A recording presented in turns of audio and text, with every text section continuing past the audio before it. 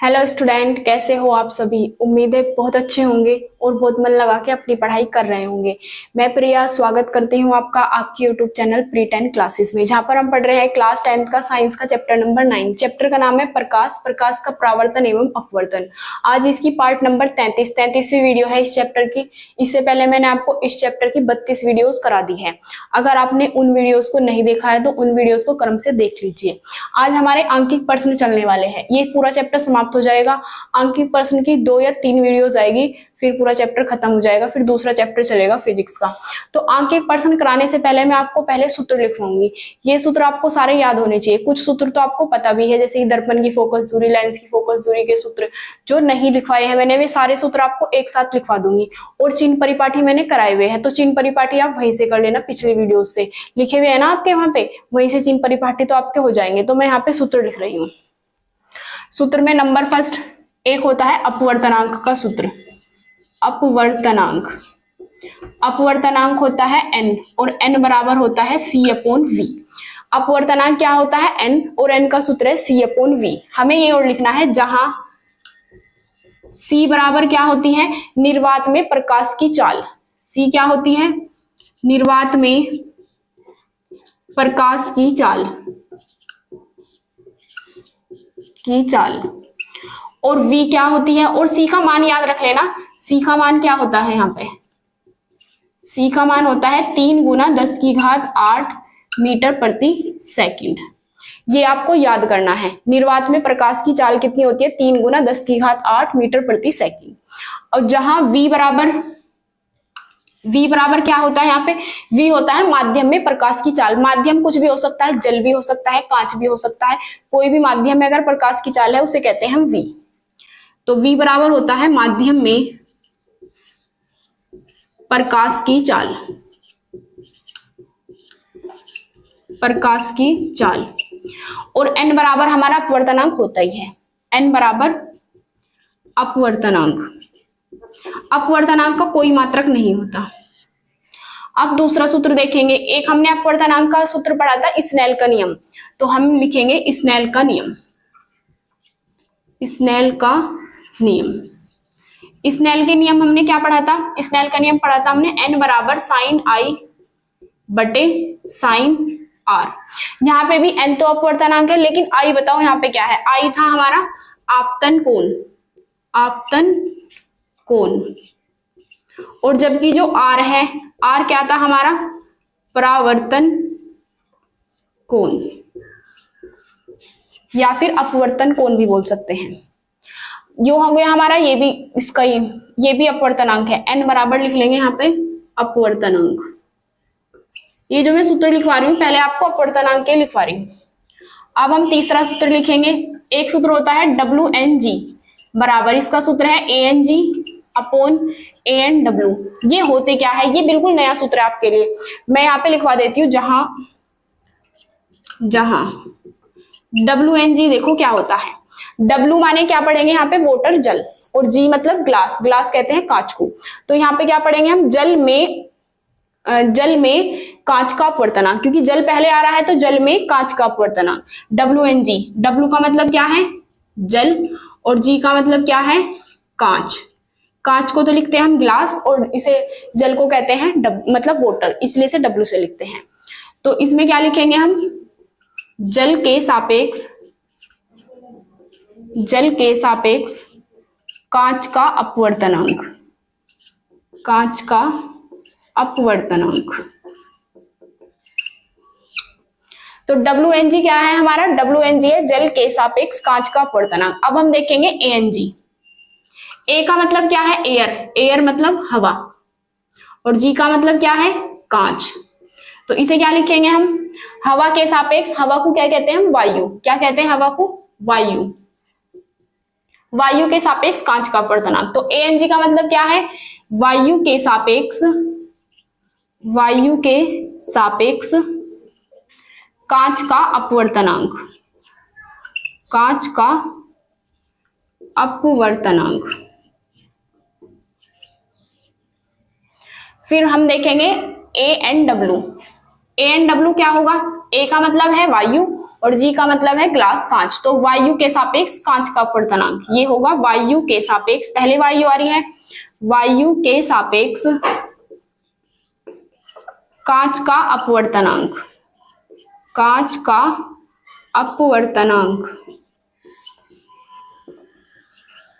तो हमारे 3 सूत्र हो गए और तीनों सूत्र अपवर्तनांक के हैं। पहला सूत्र, एक तो ये अपवर्तनांक का सूत्र होता है, एक स्नेल का नियम होता है और एक ये सूत्र होता है। उम्मीद है आपको ये समझ आ गया होगा। अब आप इसका स्क्रीनशॉट लेके नोट कर सकते हैं।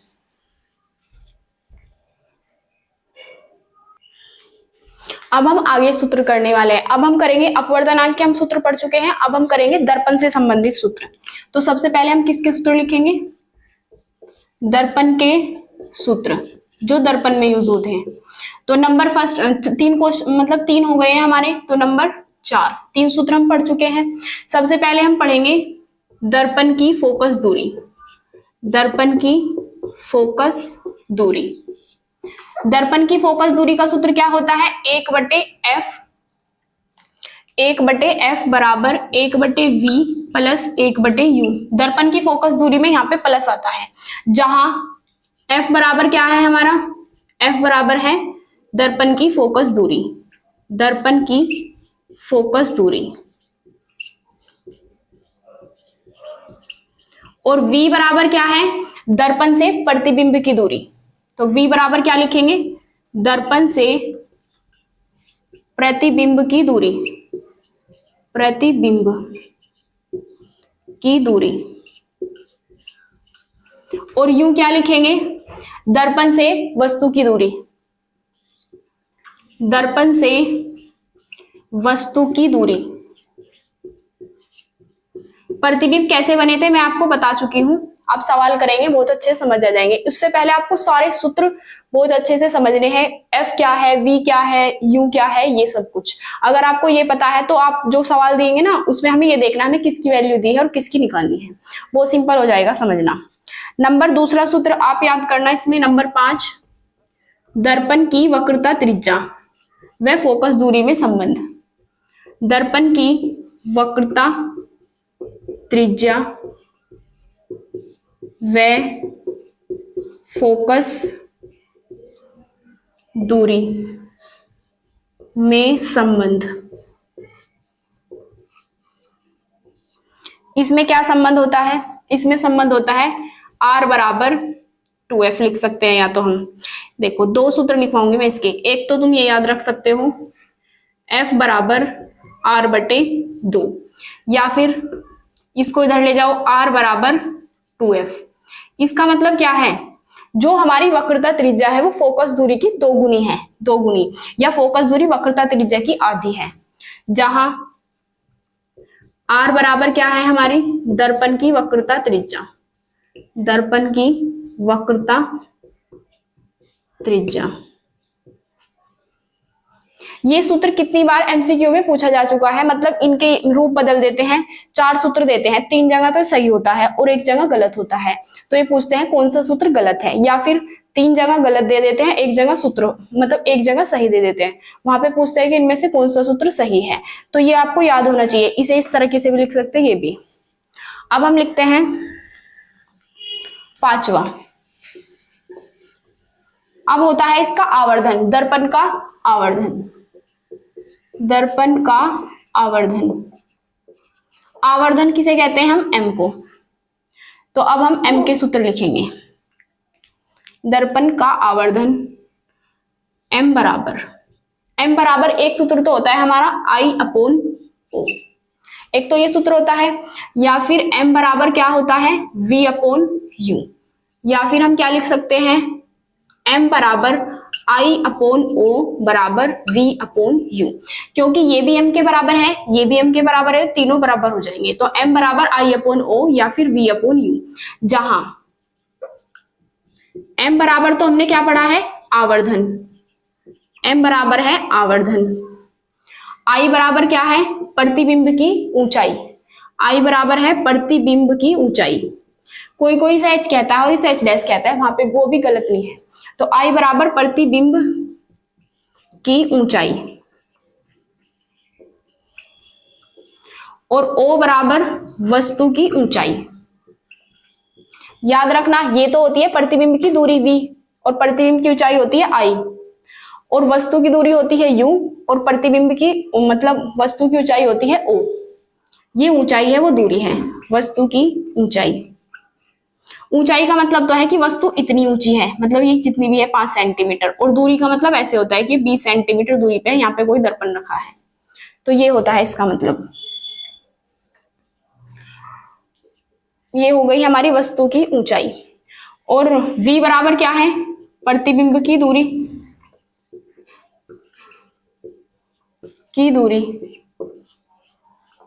और u बराबर क्या है, वस्तु की दूरी। अगर m का मान माइनस में आता है तो इसका मतलब प्रतिबिंब क्या होता है, वास्तविक में उल्टा, और अगर m का मान प्लस आता है तो प्रतिबिंब क्या होता है, आभासी व सीधा। तो ये आपको बात याद रखनी है, वैसे मैंने आपको लिखवाई भी है।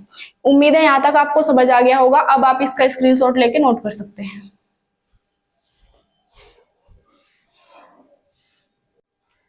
अब हम पढ़ लेते हैं लेंस के सूत्र।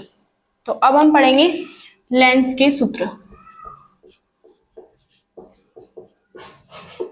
जिस तरीके से हमने दर्पण के सूत्र पढ़े हैं इसी तरीके से अब लेंस के पढ़ेंगे। तो हमारे 5 सूत्र हो गए थे। नंबर 6 पढ़ेंगे हम लेंस की फोकस दूरी। लेंस की फोकस दूरी, लेंस की फोकस दूरी का सूत्र क्या होता है, ये होता है 1/f बराबर 1/v माइनस 1/u। बस इसमें ये ध्यान रखना है यहाँ पे माइनस आता है। नंबर 7 लेंस की क्षमता। लेंस की क्षमता, क्षमता किसे कहते हैं, P को। तो इसका सूत्र क्या होता है, P बराबर 1/f। अगर ये मीटर में है तो सूत्र ये लगेगा, अगर ये सेंटीमीटर में दिया है तो एक सूत्र ये बन जाता है इसका, P बराबर 100/f। अगर f हमें किस में दिया है, सेंटीमीटर में, तो हम ये वाला सूत्र लगाएंगे, और अगर हमें f मीटर में दिया है तो हम ये सूत्र लगाएंगे। इसलिए क्षमता के हमारे 2 सूत्र हो गए, जहां P बराबर क्या है, लेंस की क्षमता, लेंस की क्षमता,